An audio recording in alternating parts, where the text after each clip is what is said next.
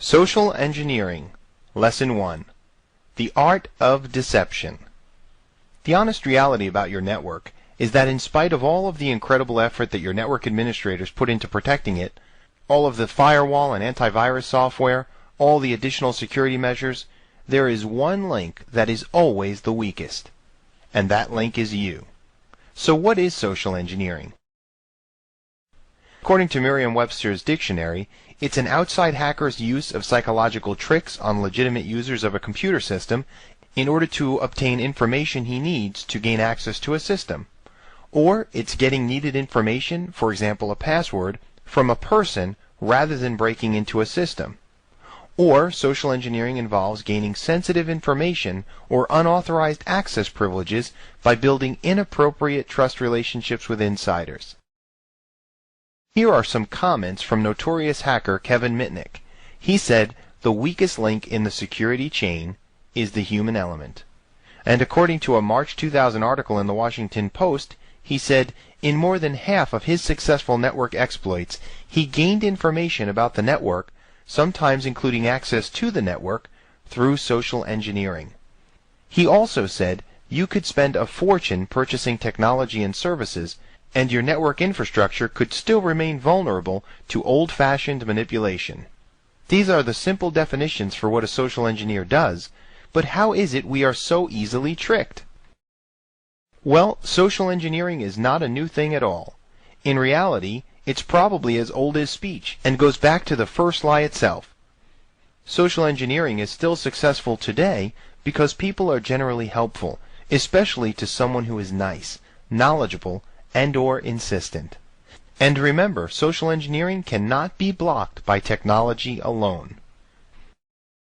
In fact, Kevin Mitnick, from his book The Art of Deception, brings out that people inherently want to be helpful and therefore are easily duped.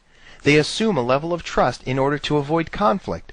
It's all about gaining access to information that people think is innocuous when it isn't. Yes, it's true. We want to believe people.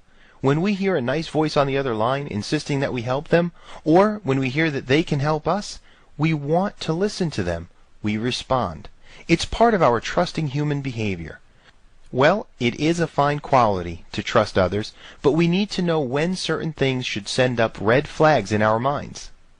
So even simple information that we think is unimportant may be used by a social engineer to hurt us or our company or morale. Get up against the bunk and face the wall. Don't turn around or I'll mace you in the face.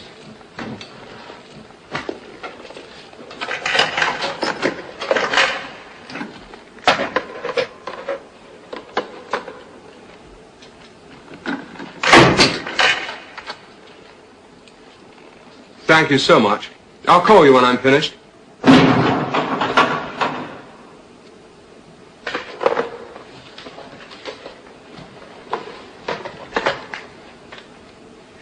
Call? Yes, thank you. Paltrow, Christensen, and Golub Law Offices. Excuse me, I must have misdialed.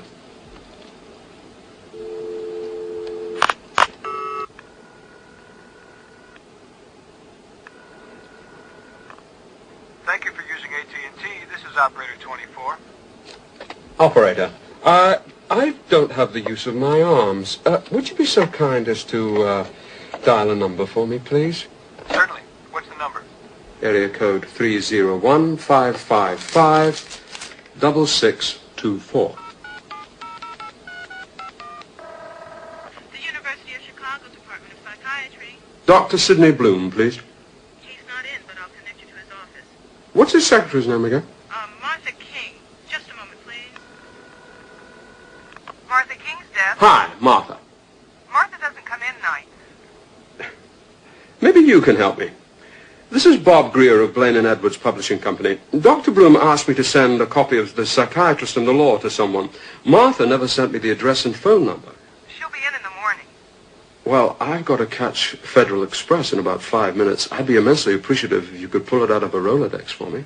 I don't see a Rolodex. I'll bet you has a call caddy right next to a phone. Yeah? Well, zip that little pointer right on down to the letter G. All right. The name we're looking for, last name Graham. the man the book is supposed to be sent to, a Mr. Will Graham.